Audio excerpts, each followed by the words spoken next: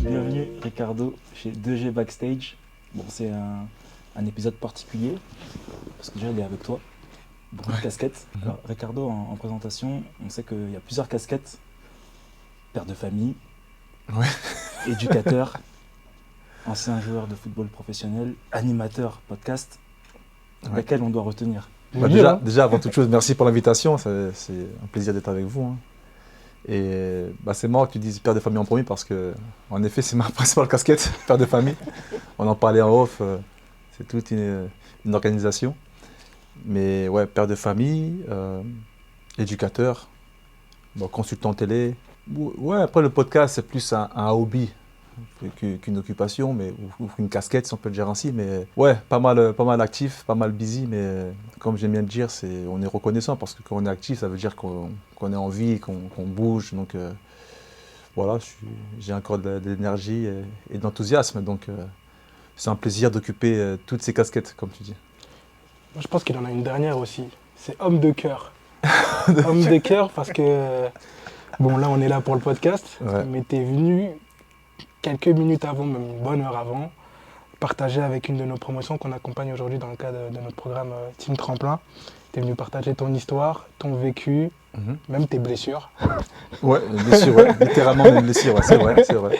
À un moment donné, on n'a même pu dire doc ou kiné. Nous, on voulait commencer aussi le podcast par ça. Et les filles, évidemment, alors on n'a pas laissé l'ensemble de la promo, sinon ça allait faire un peu beaucoup. Qu'est-ce qu'on a ? Elle tenait à signer ça fait plaisir. ce petit ballon pour le temps que tu as pris pour elle. Ah, ça fait plaisir, c'est gentil. En plus, c'est marrant parce que j'avais demandé leur prénom aux filles. J'ai fait, j'espère que j'ai pas oublié tout ça, mais donc leur prénom, leur signature. Merci les filles, merci à vous. C'est un joli cadeau. En plus, la Coupe du Monde 2026, parfait. Ah, c'est plaisir, merci. Je le garde. Il est pour toi. Merci. Il est pour toi, et puisque nous, chez 2G, on aime bien les surprises, il fallait quand même qu'on te fasse la petite surprise sans te dire qu'il y avait une surprise en préparation, naturellement. Ah non, c'est bien, ça fait plaisir. Franchement, merci beaucoup. C'est bien. En plus, eux, c'est des filles attachantes, c'est bien, ça fait plaisir. Bon, du coup, on retient la casquette père de famille, mais effectivement, il n'y a pas que celle-ci, même si on se doute qu'elle occupe une très large partie de ton temps. D'ailleurs, parenthèse, tu nous fais le plaisir d'être là, alors même homme de cœur x2.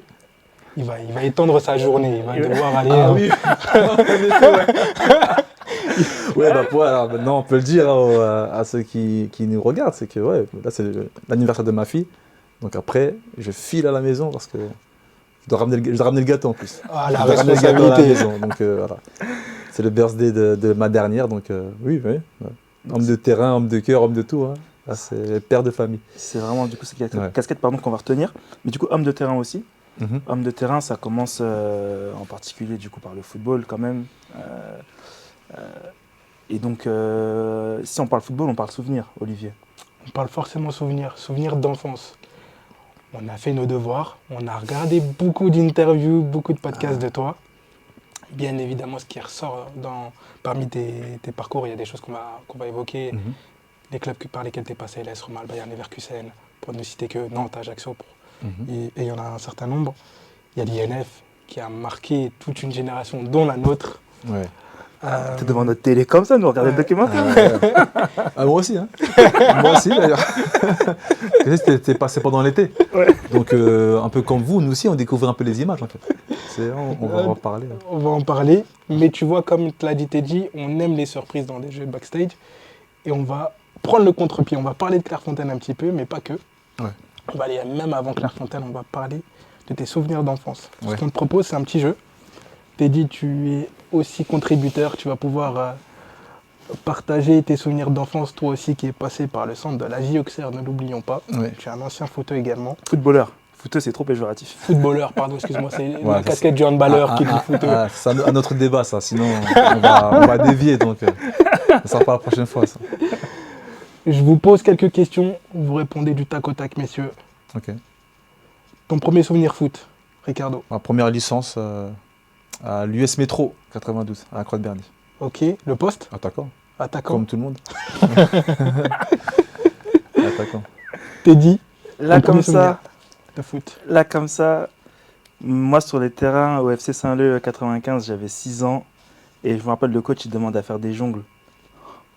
J'aligne quoi 3-4 jongles. Et encore, c'était une galère. Je me suis dit, je vais arrêter ce sport. Au final, j'en ai fait pendant une dizaine d'années. Tu sais comme moi, c'est pareil. Je suis arrivé à l'US Métro et je suis arrivé en retard parce que j'habitais à côté, à Cheville-la-Rue. Et je sais pas c'était quel terrain en fait, j'étais débutant. Et j'arrive et je dis ça c'est là les débutants. Et le coach il me dit tiens fais des jongles. Et par contre contrairement à toi j'ai bien jonglé. Et il m'a dit c'est là le terrain. Et en fait j'avais 6-7 ans, j'étais censé être débutant mais j'étais déjà avec les poussins. Il y en a un qui a fini pro. Non mais après non, c'est juste pour l'anecdote. Hein. C'est juste pour l'anecdote. Mais comme quoi Ça se joue dès le début. En fait donc je jouais avec les petits. Et je vois, il est un peu plus grand que moi, ils me disent ouais, je suis en CE2. Moi, j'étais au CP, quoi. Je suis en CP sûr. Eux, c'était en CE2, tout ça. Je suis bon, donc je joue avec des CE2, mais ça me dérangeait pas. Ça m'a pas dérangé. La précocité. La première paire de crampons, messieurs. Ah, c'est marrant parce que si ma mère regarde, elle va rigoler parce que ma première paire de crampons, c'était des Diadora de Baggio à l'époque. Roberto Baggio, ouais. À côté, il y avait un petit 10. Et en fait, pour l'anecdote, j'étais parti, je crois que c'était un Go Sport ou je sais plus, un magasin de sport avec ma mère. Et bon, à l'époque, vous pouvez l'imaginer, pas trop les moyens. Donc ma mère me dit, tiens, prends celle-là, c'est une paire de Patrick. Je sais pas, 99 francs à l'époque, tout ça, donc elle les prend. Et elle les met dans le tapis pour payer. Et moi, j'avais pris un peu en secret les Diadora. À l'époque, je me rappelle trop, c'était à 379 francs, comme ça à l'époque. C'était énorme, 300 francs et quelques. Et au moment où il passe, ma mère ne regardait pas, tac, j'ai changé. Et quand c'est passé, ma mère, elle voit le prix, elle voit, elle regarde. Et elle peut plus, la honte, elle peut plus faire marche arrière. Oh là là, je n'ai pris une belle à la maison. Comment ça tu changes, nanana, j'ai payé je sais pas combien, 300 francs une paire de crampons. Et c'est ma première paire de crampons pour le coup. Et je me rappelle, c'était chaud à la maison. Mais... Est-ce que tu as fait une saison pleine avec? Quoi? Une saison, non. J'ai fini mon cursus avec. J'ai tout fait avec. Encore des choses avec. Ah non, ouais, après, franchement, c'était top. Donc Diadora. Moi, c'est marrant. C'est pas la première paire que j'ai eue, mais c'est la paire dont je me souviens le plus. Évidemment, Mercurial Vapor, Nike. Un peu, c'est marrant parce que parler des crampons, forcément, tu as raison, Ricardo, ça fait parler des parents. Moi, mes parents, les Vapors, on connaît tous le coup de cette paire. Démentiel. Et comme toi, c'était hors de question pour mes parents. C'était un peu les premières paires qui commençaient à coûter un certain prix, quoi, celle-là. Hein. Ouais. Predator, après les Vapors, tout ça, ça commençait à avoir des prix. Mais j'en démordais pas. Mon père, il était plus en mode Adidas, tu sais, les crampons ronds, c'est mieux pour les ligaments. Ouais. Mets-moi avec des bonnes lamelles là, mets-moi des chaussures bien légères. Ouais, du style, c'est beau, du style, un peu de couleur. Ouais. Mon joueur, c'était Sonny Anderson, tu vois, il était aussi chez Nike, à l'époque de l'Olympique Lyonnais en tout cas. Et du coup, ouais. Ton équipe favorite, Ricardo? Ma première équipe favorite, ça a été le PSG. Ok. Années 90, c'était George Weah, Ricardo Gomez justement, donc Valdo. Voilà, c'est ma première équipe. Après, avec le temps, Arsenal, les Gunners, AS Roma, tout ça. L'AS Roma, du coup, un lien que tu as toujours? Oui, toujours. En off, tu parlais du coup les questions, enfin les jeunes te posaient la question, comment tu gérais ton rapport à ton côté personnalité publique, et tu disais en Italie, justement, il t'arrive encore parfois de te faire arrêter dans la rue. Ouais, j'ai l'impression d'être plus reconnu ou plus célèbre, si je peux le dire ainsi, à Rome, en tout cas en Italie, qu'ici, parce que là-bas j'étais vite identifiable. J'y étais en année 2000, en 2006-2010, donc c'était vraiment une période où la Roma était vraiment fort, c'était vraiment une belle période. Totti, soulier d'or, des champions du monde, on lutte avec l'Inter pour le titre de Scudetto, une chose rare à Rome, parce qu'on n'est pas habitué à gagner. Et j'étais les petits jeunes de la bande en fait, j'étais les petits jeunes de l'effectif. En plus, grand, un peu, couleur Renoir, tout ça. Donc j'étais vite identifié. Et du coup, des fois, je suis surpris encore que les gens me reconnaissent à l'aéroport, même dans la rue quand je vais à Rome, me demandent des photos. C'est pas un joueur majeur, mais voilà, j'ai encore cette reconnaissance-là à Rome. Et ça fait plaisir. Moi, j'ai cette reconnaissance à Lyon, en tant qu'ancien joueur. Mon père, c'était l'Olympique Lyonnais, mais j'ai ni joué là-bas, ni quoi que ce soit. Ah, t'as joué contre Lyon? J'ai joué contre Lyon. Pas le meilleur souvenir que tu peux avoir, mais... En jeune, moi également. C'est mauvais souvenir. Gros morceau, oui. Gros morceau, l'OL en jeune. Je me rappelle d'un déplacement qu'on avait fait. j'étais reçu dans le groupe et je t'en ai déjà parlé de ce truc. Et mes parents, du coup, de temps en temps, ils venaient me voir jouer. Et là, ils avaient fait le choix de venir jusqu'à Lyon. Donc, Val d'Oise, Lyon, venir me voir jouer. Et j'étais dans le groupe, mais je ne suis pas rentré du match. Ah, c'était en quelle catégorie ça? Ah, je crois que c'était en U16. U16. U16 NAS? Ouais. Ah, c'est dur. Dur. Tu sens comment il compatit dans. Mais non, mais moi je connais ça. Hein. Tout ça. Hein. Surtout en jeune.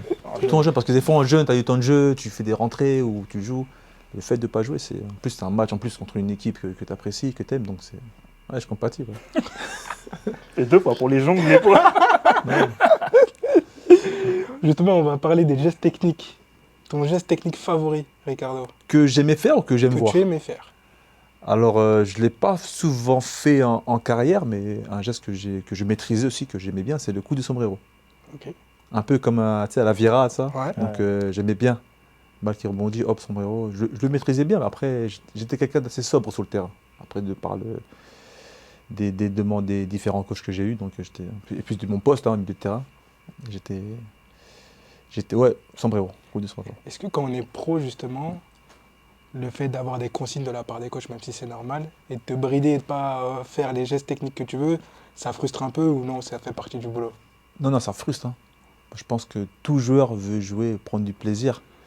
Moi, en fait, je ne sais pas si c'est une force ou un défaut, c'est que je respectais vraiment à la lettre ce que le coach voulait de moi ou voulait de l'équipe. C'est-à-dire que surtout un poste milieu de terrain, des fois, non, tu contrôles, tu passes, tu défends. En plus, souvent, j'avais des coachs qui me mettaient dans une certaine case, un peu de récupérateur, tout ça. Donc, et puis moi, j'obéissais. Quand il fallait jouer en défense pour dépanner, j'y allais sans broncher.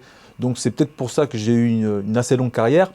Mais c'est aussi peut-être à cause de ça que je n'ai pas eu une carrière plus prolifique ou une meilleure carrière. Parce que je sais que, bon, sans fausse modestie, que j'avais du ballon, j'avais joué, j'avais créé, j'avais dribblé.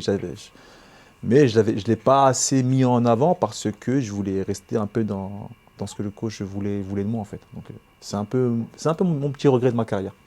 Aujourd'hui, justement, par rapport à ce regret, qu'est-ce que tu dirais du dépassement de fonction? Est-ce qu'il est nécessaire ou est-ce qu'il faut plutôt rester dans ce que demande le coach? Moi, je pense qu'aujourd'hui, surtout aujourd'hui, plus que jamais, le dépassement de fonction, il est essentiel maintenant.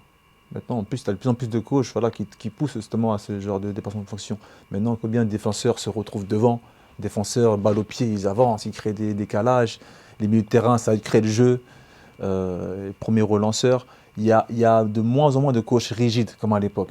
Surtout à mon époque, il y a plus de 20 ans, années 90, début 2000, tu avais des coachs qui étaient très très pragmatiques. Ah, tu fais ça, tu bouges pas, tu es comme ci, tu fais ça, même en France surtout. Aujourd'hui, voilà, il y a une nouvelle tendance, jeu de position. Alors, certes, il faut respecter des fois des positions, mais des fois, quand vous avez le ballon, libre à vous de créer, d'essayer de faire des choses, de créer du jeu.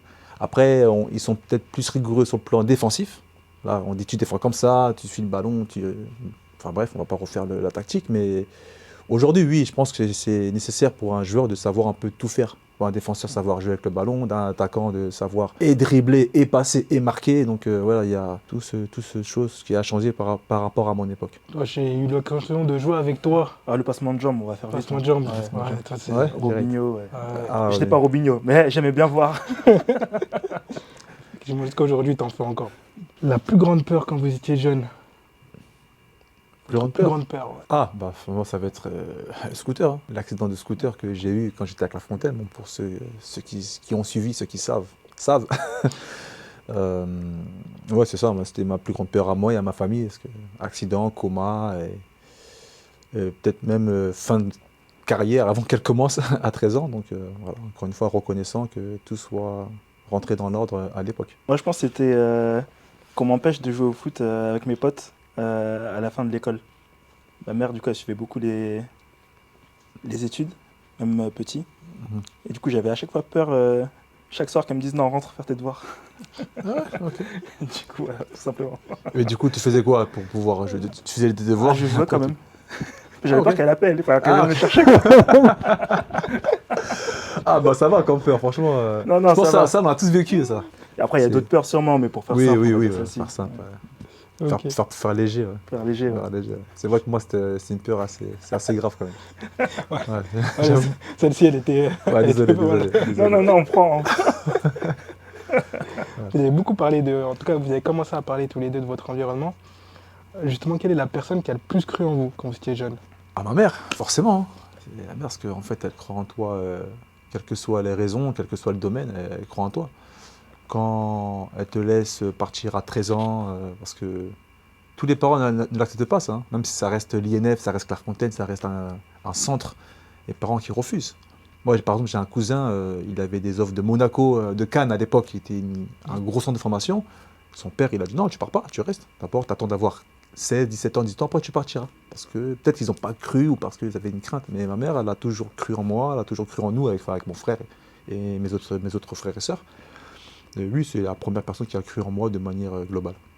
Elle n'a pas hésité à te laisser partir à Clairefontaine, puis ensuite à Strasbourg? Non, non. Parce qu'en plus, encore une fois, la chance que j'ai eue, c'est qu'il y avait mon frère. Et du coup, ça a ouvert la porte. Mais je te cache pas que c'était pas facile pour elle, je pense, hein, ou même pour ma famille, qu'on parte comme ça, parce que c'est pas garanti. Hein. Surtout à l'époque, être football professionnel, ça parlait pas trop aux parents. Hein. La vérité, aujourd'hui, c'est un autre prisme, si je peux le dire ainsi. Mais à l'époque, non, les parents, c'était tu fais du footballeur. Non, non, non, d'abord, et ton bac, passe tes diplômes, enfin, travaille à l'école, après on verra pour le foot. Et à mon époque, début 2000, fin 90, c'était le cas. Donc, mais elle était assez conciliante pour accepter nos envies. Quoi. Pendant ta carrière, ou même un peu après peut-être, est-ce que tu as déjà eu l'occasion de discuter justement de ces moments-là avec elle? Comment elle l'avait vécu? Si ça lui avait coûté ou pas? Pas forcément. On n'a pas parlé de manière formelle, assis face à face, Ouais. mais dans des discussions justement avec d'autres personnes ou à table avec la famille, on en discutait, tout ça. Et on s'est rendu compte avec mon frère qu'elle a fait des sacrifices. Elle a fait des sacrifices parce que, après moi, je suis issu des parents divorcés quand j'étais très jeune, donc j'ai vécu un peu seul avec ma mère, même si mon père était à côté.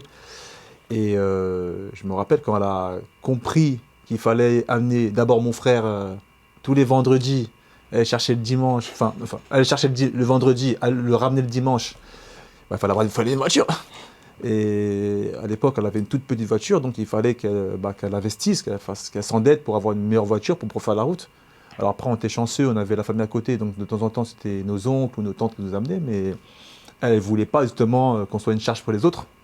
Donc elle a assumé la charge et au début on ne se rend pas compte, mais on se dit, en fait, elle était un peu en galère, mais elle avait une petite Clio, elle a pris comme une petite Laguna juste pour pouvoir nous ramener et nous emmener. C'est déjà un gros sacrifice en soi. Sachant que derrière on ne sait pas ce qui va se passer, donc c'était déjà un gros investissement. Ça a été un moteur après, toi, dans le cadre de ta carrière? Peut-être plus pour mon frère. Ok. Pour moi, pas tant que ça, parce que jamais je me suis dit, je veux dire pour ma mère. Ok. Ouais, c'était pour moi, hein, je suis clair et net là-dessus. Mais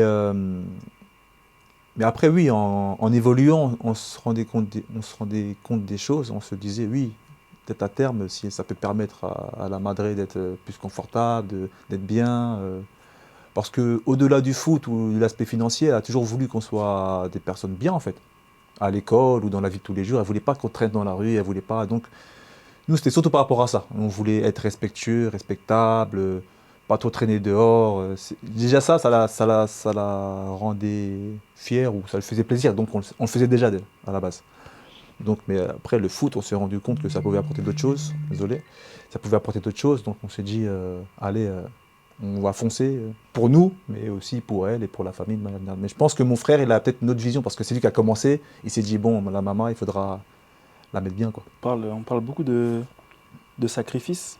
Moi, j'ai une question du coup aussi, Ricardo, par rapport à ton parcours et aujourd'hui par rapport aux jeunes que tu accompagnes et de fait par rapport aux parents parfois que tu peux recevoir.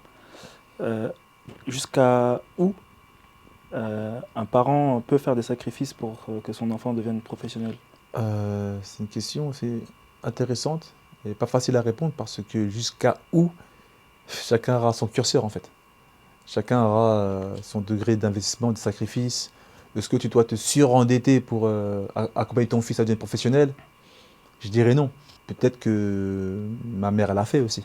Donc je ne peux pas conseiller à des parents de leur dire non, doucement, c'est pas garanti. Non, il faut y aller à fond, bien sûr. Il faut accompagner ton enfant du mieux que tu peux. Mais après, le curseur ou leur dire quoi de manière concrète, je ne pourrais pas te le dire. Parce que c'est propre à chacun. Après, bien évidemment, il ne faut pas franchir les lignes rouges, il ne faut pas manquer de respect, il ne faut pas faire des choses qui tombent dans, je sais pas, dans l'illicite ou dans l'illégal, tout ça. Donc. Mais oui, il faut être un support, un soutien indéfectible pour son fils. Mais pas que pour être pro en fait. On sait ce que ça implique, on sait aussi tu sais très bien aussi, TJ, c'est pas donné à tout le monde, c'est une très petite, un petit pourcentage qui réussit à la fin. Donc il faut avoir au sens de ça et puis mais il faut accompagner ses enfants même pour les études, mais de manière au maximum. Mais encore une fois, je ne vais pas t'indiquer la. Bien sûr. La quotité, quoi. Exactement. Ce que tu dis, c'est accompagner l'enfant en tant que parent, comment tu l'aides à se développer sur son projet, qu'il soit sportif, professionnel. Déjà, ce qui est important, c'est de vraiment savoir ce que ton fils il veut. C'est pas toi ce que tu veux pour ton fils. C'est là la différence. Il y a de plus en plus de cas, j'ai l'impression. C'est ça, en fait. Ouais. Mais après, c'est le cas même pour que nous, on est axé football, donc on voit sous le prisme du football. Mais même des fois, tu as des parents qui disent non, toi, tu vas être docteur. Non, tu vas être docteur, c'est bien, parce que moi, j'étais docteur.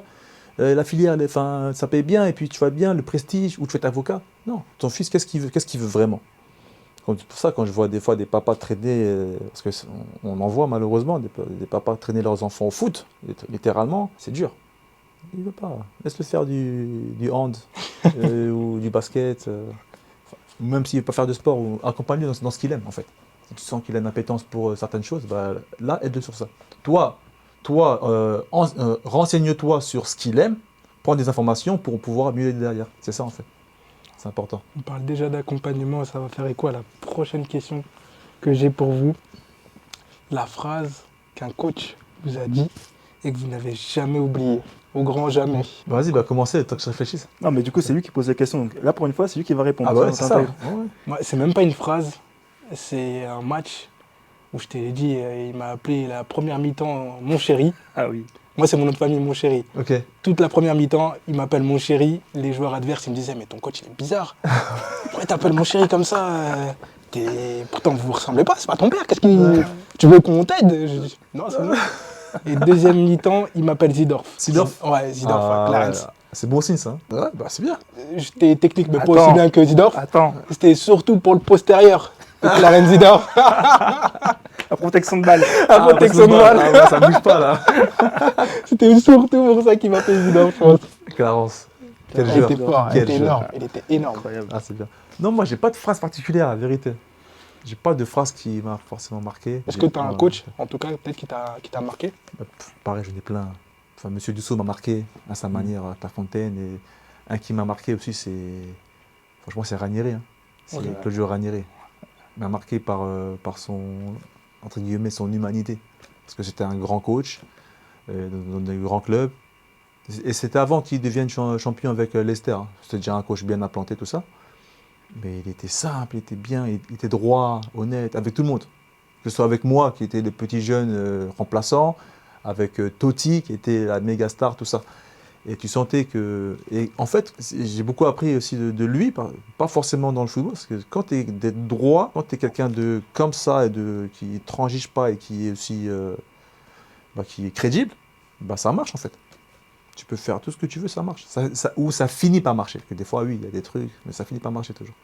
C'est pour ça, et je m'inspire un peu de comportements comme le sien, comme M. Dussault aussi. Là, récemment, j'ai la chance de côtoyer encore M. Raviot à Clairefontaine. Donc voilà, c'est des personnes qui m'inspirent.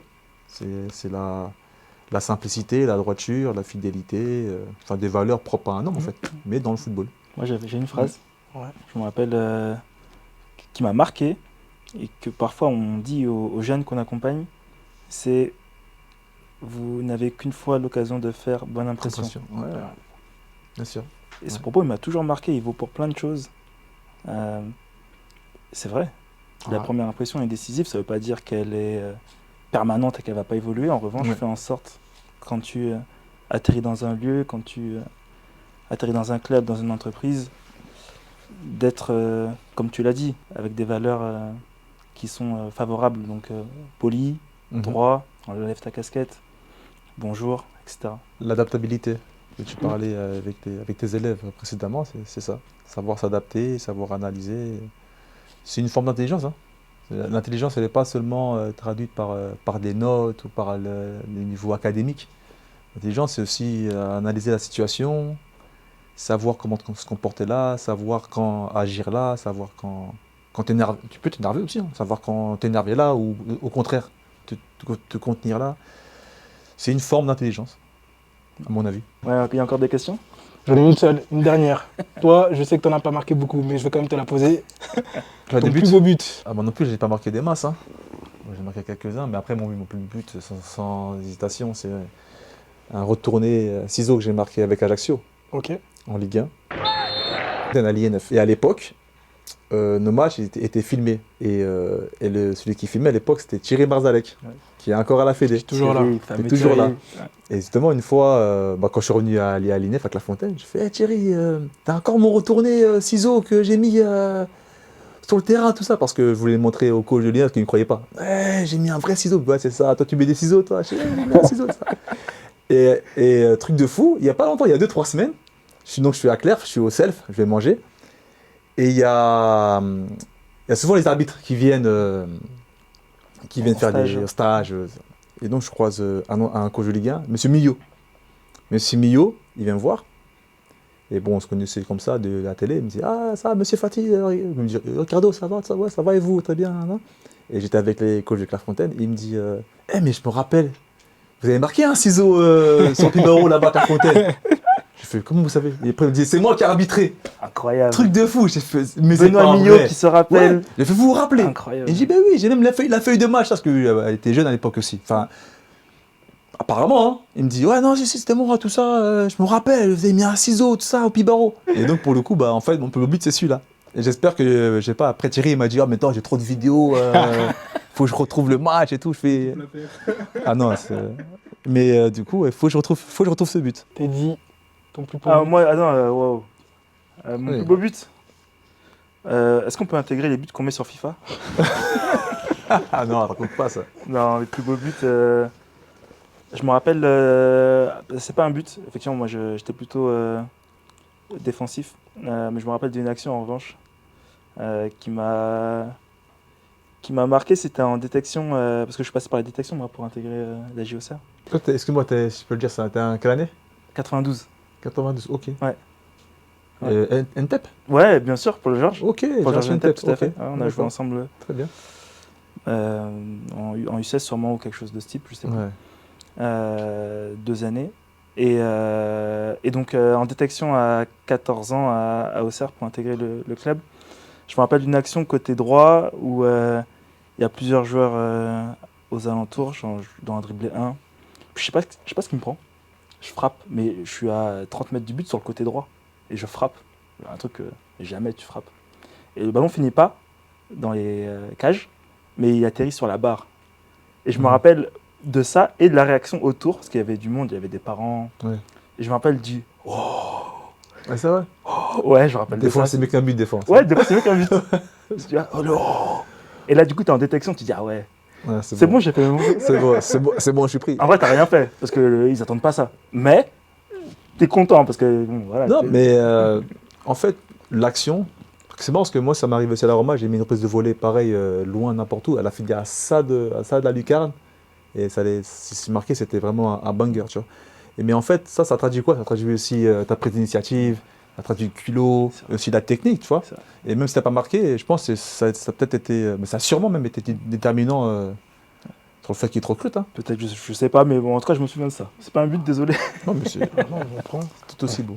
On a vu déjà l'analyse du coach Ricardo sur la différentes situations. Là, je sais pas si c'est coach, c'est peut-être consultant ou je sais pas c'est quelle casquette. On va revenir à une casquette en tout cas par laquelle tu as commencé, c'est ta carrière de footballeur pro. On a dit que tu es passé par la grande maison de l'INF, Clairefontaine. Derrière, tu passes le grand monde à Strasbourg, avec en plus la chance d'avoir un ami avec lequel vous collaborez depuis un petit moment. Monsieur Belaïd. Habib. Ouais. Habib.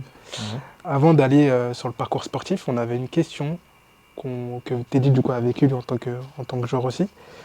Comment on fait pour passer de l'INF à Strasbourg, dans un autre environnement, avec un autre vestiaire, avec d'autres attentes?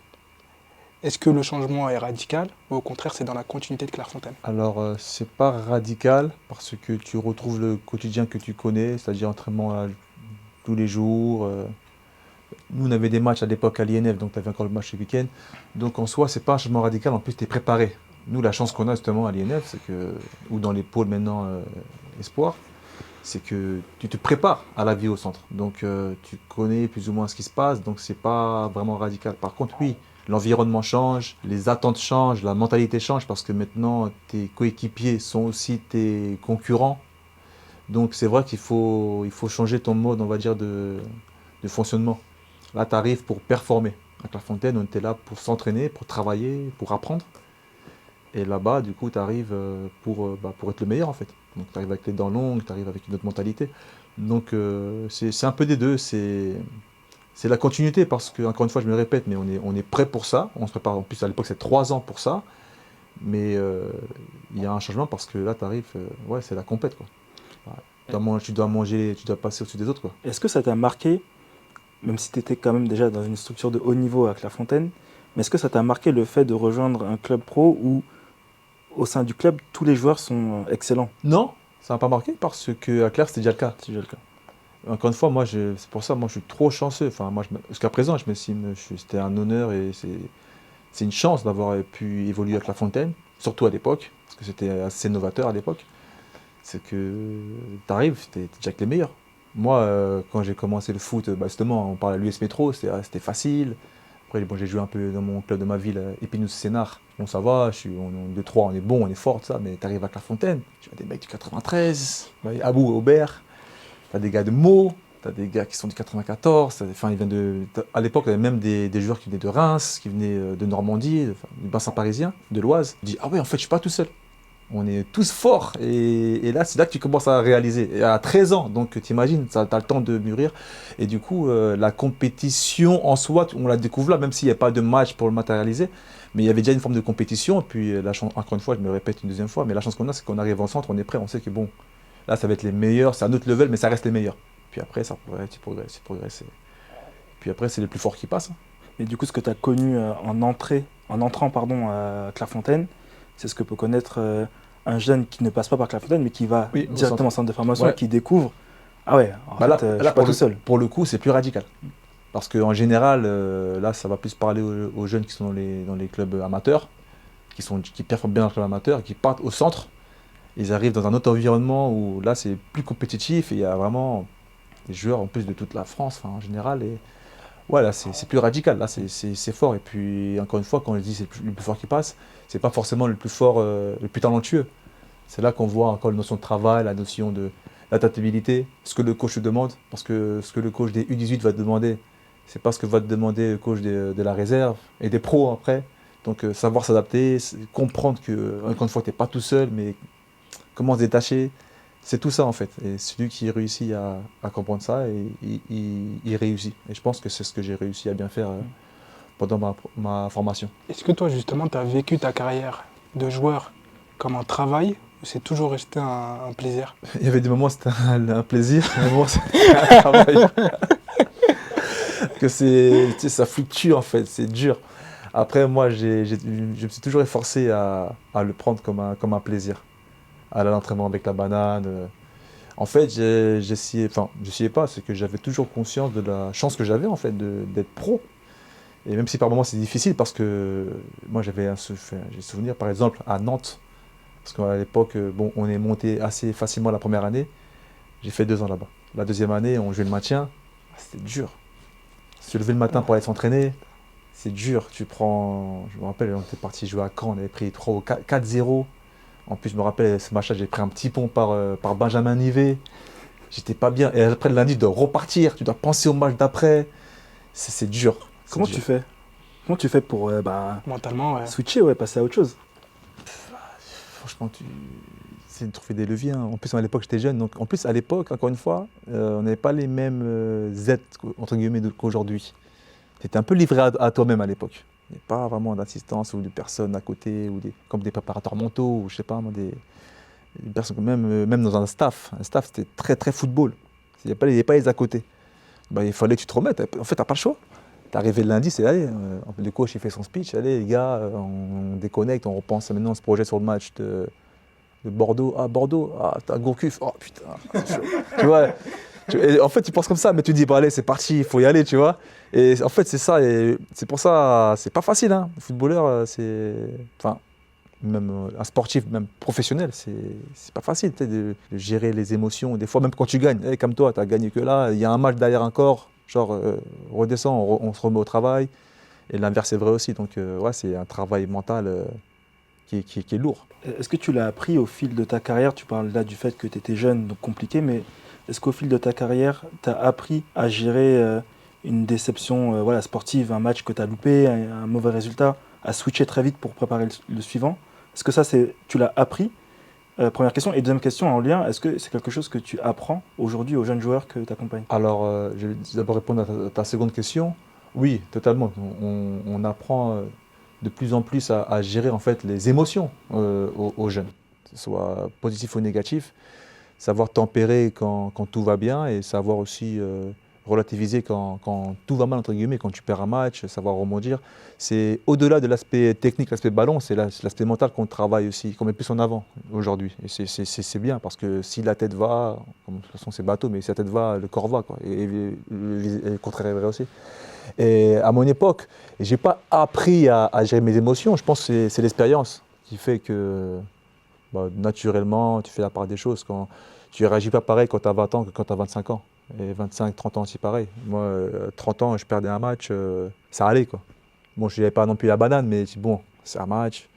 Je sais ce que j'ai mal fait, je sais ce qu'on a mal fait en tant qu'équipe. J'arrive à analyser. Je sais que bon, ça peut prendre 2 matchs, un match, et après on se remet. C'est l'expérience. C'est pour ça, des joueurs d'expérience dans une équipe, c'est trop important en fait. Des fois, quand je vois des équipes comme Strasbourg, par exemple, c'est une parenthèse, mais Strasbourg qui a que des jeunes, et moyenne d'âge de 21, 22 ans, je me dis, bon, ça peut bloquer à un moment donné. C'est bien, le projet est intéressant, c'est pétillant de ça, mais il faut quand même des cadres pour te dire, bon là, les gars, ça, là, ci, là, ça, et qu'ils soient aussi respectés et écoutés. Donc non, je pense que c'est fruit d'expérience.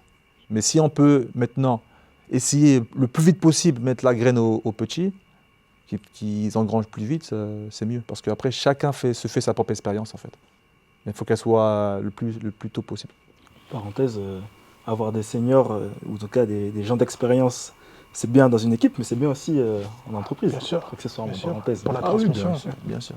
Après, attention, ce qui est bien aussi de ce qu'on dit, c'est que tout ce qu'on dit dans le football, c'est aussi transposable dans les métiers, dans le business, d'entreprise. C'est ça qui est intéressant, c'est que les valeurs du sport sont facilement transposables dans la vie quotidienne. Exactement, dans la vie active, on va dire. Pas normale, mais la vie active, quoi. Et c'est pour ça qu'il y a de plus en plus de sportifs ou d'anciens sportifs qui arrivent, même pas forcément professionnels, hein, même amateurs, qui arrivent après à avoir des très belles carrières dans le business ou dans l'entrepreneuriat. C'est intéressant. Au niveau de ton expérience, notamment à Nantes, oui. Où tu es parfois dans des environnements qui sont difficiles, pression des supporters, peut-être pression aussi des dirigeants, oui. Un climat qui peut être moins favorable au niveau des joueurs où ça se regarde je ne vais pas dire travers, mais presque. Est-ce qu'à ce moment-là, tu t'es senti parfois très seul pendant ta carrière? Et si oui, comment tu as fait justement pour passer outre ces moments un peu difficiles? Aussi paradoxal que ça puisse paraître, il y a des moments où je me suis senti seul. Okay. Pourtant moi, qui est un frère dans le milieu, j'ai beaucoup de cousins, cousines, en plus je me suis marié assez jeune, mais il y a des moments où tu te retrouves seul dans le sens où tu as l'impression que personne ne te comprend en fait. Et ouais, tu es seul. C'est pas que tu n'es pas épaulé, que tu n'es pas entre guillemets aidé, mais tu as l'impression que leur aide ne correspond pas en fait. Je sais pas comment l'expliquer. Qui ne comprennent pas peut-être. Ça ne convient pas en fait à ton besoin actuel, à ton moment en fait actuel. Et oui, il y a des moments où tu te sens seul. Hein. Beaucoup de footeux se sentent seuls. C'est pour cela, après, ça découle à des mauvaises fréquentations. Parce que tu as des personnes qui arrivent à détecter ça, et puis ils s'engouffrent dans la brèche, et mauvais entourage. C'est ça, tu t'entoures de mauvaises personnes. Parce que tu veux entendre ce que tu veux entendre, et forcément, derrière, c'est pas très sain. Mais tu as beaucoup de sportifs, même de footeux, de footballeurs, qui se sentent seuls. Parce qu'ils se mettent dans leur bulle, ils pensent que personne ne les comprend, ils ont des problèmes, ils disent « Ah non, je ne peux pas me permettre de montrer mes problèmes parce que voilà, financièrement je suis bien, j'ai le job rêvé. » Mais en fait, ils ont des vrais problèmes profonds. Et c'est ça qu'il faut aussi savoir identifier et aider. Et moi, je l'ai vécu à un moment donné, quand j'étais à Leverkusen, quand j'étais en prêt au Bayer Leverkusen, je ne jouais pas du tout. Et j'étais pas bien, parce que je me disais c'est pas normal que je joue pas. Je suis prêt, je suis là, je suis en prêt de la Roma, je suis à Leverkusen, je joue pas, c'est pas normal. Et je me suis renfermé dans une sorte de bulle et j'étais pas bien, quoi. J'étais vraiment pas bien. Et j'ai dû partir au bout de 6 mois pour retrouver un peu de plaisir. Mais l'épisode m'a beaucoup aidé, hein. Même Leverkusen, je suis entre guillemets reconnaissant envers ce passage-là, parce que ça m'a permis aussi de comprendre des choses aussi, malgré mon jeune âge. Et justement, du coup, en lien, donc là, tu parles de Leverkusen en Allemagne, mais donc tu as fait d'autres pays. Et est-ce que tu as eu la crainte en voyageant voilà, en Italie, en Allemagne, en Grèce, en Turquie, etc. Tu as eu la crainte parfois de te dire je me retrouve isolé quand même, il n'y a pas ma famille à côté. Non, moi j'ai eu la chance d'avoir ma famille avec moi. Tout le temps? Tout le temps, parce que moi je me suis marié assez jeune, j'ai 22 ans. J'étais à Nantes, j'étais en France encore. Et quand je suis reparti du coup après à Rome, à mes 23 ans, après mes prêts, bah, j'étais déjà marié, ma femme était enceinte. Et puis quand j'ai voyagé, c'est là que j'ai commencé à bouger avec ma femme et mes enfants. Donc j'ai mon fils qui est né à l'époque quand j'étais à Rome, mais il est né en France. J'ai ma première fille qui est née à Ajaccio, en Corse, quand j'y jouais. Et j'ai mes 2 filles après qui sont nées en Turquie, quand j'y jouais. Donc j'ai toujours eu ce côté famille. Pour moi, c'est vraiment vachement important. Ça amène une stabilité. Même dans l'instabilité, ça t'apporte une stabilité. Donc c'est important d'avoir une certaine stabilité, au moins dans son quotidien, quoi, dans sa vie, quoi. Même si tu es ailleurs, tu peux être serein et calme. Et justement, j'ai une question par rapport à la famille. Alors, de mon temps, je ne sais pas si c'est encore le cas maintenant, mais les joueurs de foot en particulier ont parfois tendance à se mettre très vite en couple, à fonder une famille assez tôt finalement, comparé à la moyenne en France en tout cas. Est-ce que c'est un besoin de leur part d'avoir un noyau familial sur lequel ils peuvent s'adosser, ou est-ce que c'est par reproduction, selon toi? Moi, je pars du principe où c'est vraiment propre à chacun, mais moi, quand j'ai souvenir de diverses expériences de proches ou de coéquipiers, c'est ce besoin de stabilité, en fait. Ce besoin de se dire, voilà, je suis à la maison, je sais que c'est une fille qui est là pour moi et pas pour ce qu'il y a autour, en général. Et c'est plus ce que le joueur recherche. Et en fait, mais c'est pas une vérité, parce que l'inverse est vrai aussi, tu as le contraire aussi. Il y en a qui disent non, moi je veux être tranquille, voilà, moi je focus que sur moi, j'ai pas le temps de me gérer des enfants, une femme, non. Et puis je veux profiter aussi de tout ce qu'ils ont à côté, donc forcément c'est aussi compréhensible. Donc c'est pas une vérité, mais c'est vrai qu'il y a beaucoup de jeunes qui ont cette idée-là, quoi. Je suis avec quelqu'un parce que voilà, je veux une stabilité, et puis c'est la bonne, elle est là pour les bonnes raisons. Puis on peut aussi se tromper parce qu'il y a aussi beaucoup de divorces aussi, donc il n'y a pas de vérité. Mais c'est pas Hendrik de Lyon qui est déjà 19 ans, 19 ans, ça fait déjà 2 ans. Bon, j'espère que ça va rester dans le temps. Mais je pense que lui aussi, il a ce besoin de stabilité, en fait. Il le dit, ouais. Ce qu'il disait, sa période au Real, même s'il ne l'a pas joué, ça reste une période très importante pour lui, parce qu'effectivement, il s'est marié, il s'est construit en tant qu'homme. Voilà, c'est ce qu'il évoque, ouais. Tu as parlé du Bayer Leverkusen. On a cité en introduction certains de tes clubs. Tu as fait beaucoup de clubs. Tu as côtoyé beaucoup de coachs, beaucoup de joueurs. Il y a les plus connus qu'on a évoqués, je pense, un milliard de fois auprès de toi, Aquilani, De Rossi, Totti. Okay. On a Vidal. Arturo Vidal. Quel joueur. Ça, on ne l'a pas beaucoup cité, mais effectivement, Arturo Vidal. C'est vrai. En plus, il commençait à l'époque, mais c'est un grand joueur. Pizarro. Pizarro. Aquilani, on a tous rêvé d'avoir ses cheveux. Aquilani, c'est vraiment pour les vrais connaisseurs, ça. Hein. Pour ceux qui vraiment ceux qui creusent. Hein. On a joué à Football Manager, non? Aquilani, c'était un super manager. Ah, ouais. Il était énorme. À son époque, là, toute la ribambelle de joueurs italiens, Aquilani, Mottolivio, Simone Pepe, tout ça. C'était incroyable. La grande Italie. On a des joueurs de manager, là. C'est bien. Tu as joué avec tous ces joueurs-là. Mhm. Au-delà du fait d'en tirer un peut-être qui t'a marqué, qu'est-ce que tu as retenu de ces joueurs-là? Comment tu l'as utilisé tout au long de ta carrière professionnelle? C'est une question qu'on m'avait jamais faite, celle-là. C'est vrai que... Je t'ai dit qu'on avait fait nos devoirs. Ah, j'avoue. Ouais, bien joué, bien joué, bien joué. Qu'est-ce que j'ai retenu de ces joueurs-là? C'est que... En fait, il y a une chose, c'est qu'ils avaient beaucoup de confiance en eux. Akulani, par exemple. Akulani, c'était un bon joueur. Hein. Parce que moi aussi, à l'époque, j'ai connu via Football Manager. Parce que je jouais aussi jusqu'à que je devienne pro, j'ai joué au Football Manager. Après, j'ai arrêté. Et Akulani, j'ai un peu découvert comme ça. J'ai fait, ouais, c'est un super joueur, tout ça. Mais je l'ai jamais vraiment vu jouer. La vérité, c'est que quand je l'ai vu jouer en vrai, il était fort, mais c'était pas non plus un truc de fou. Tu vois? Et moi, je me dis, mais attends, mais moi, je peux le titiller, en fait. Tu vois? Parce que c'est un bon joueur, attention. Hein. C'était pas non plus, tu vois? Et, mais en fait, il avait une confiance en lui incroyable. Après, je sais pas si c'est le fait qu'il soit chez lui à Rome, qu'il soit installé, qu'il soit un peu, tu sais, le petit prince, on l'appelle le petit prince, il soit posé. Mais il avait une confiance en lui extraordinaire. Le gars, il avait le ballon, il avait 21, 22 ans, 21, 21 ans, il n'était pas forcément titulaire. Il prenait le ballon à 30 mètres, pétard. Des fois, il tirait en l'air. Tout le monde disait, hey! Et lui, il répondait. En gros, hey, qu'est-ce que tu veux? Ouais, je tire, qu'est-ce qu'il y a, tu vois? Et moi, des fois, je vois ça du banc, je fais, c'est un ouf, lui. Il répond à Totti, il répond au gars, tu vois.